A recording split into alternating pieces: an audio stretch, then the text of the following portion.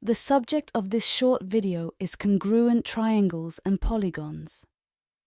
Rigid transformations, transformations with no change in size or shape, can be used to prove that figures are congruent.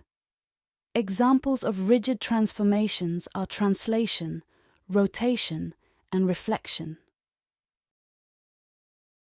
Two figures are congruent if, and only if, one can be obtained from the other by a sequence of rigid motions.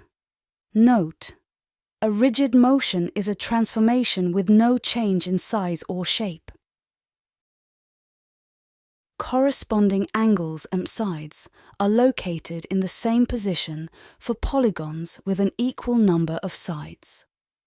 Two figures are congruent if and only if corresponding pairs of sides and corresponding pairs of angles are congruent.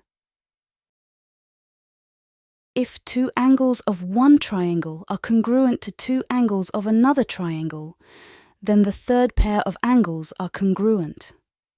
Remember, the angle sum of a triangle will always be equal to 180 degrees.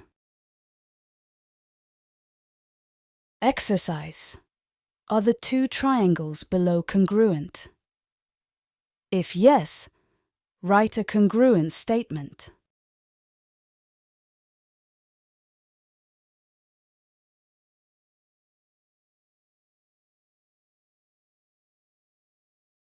Exercise: if the two triangles below are congruent, find the measure of angle J.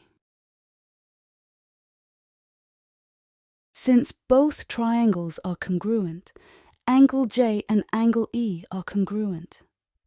So, if the measure of angle E is equal to 61 degrees, the measure of angle J is the same. Exercise: given that both triangles are congruent, prove that segment CA is parallel with segment BD. Because the triangles are congruent, angle 2 and angle 3 are congruent. Note that angle 2 and angle 3 are alternate interior angles with respect to transversal CB. The proof is given by the converse alternate interior angles theorem. If two lines are cut by a transversal, so that the alternate interior angles are congruent, then the lines are parallel.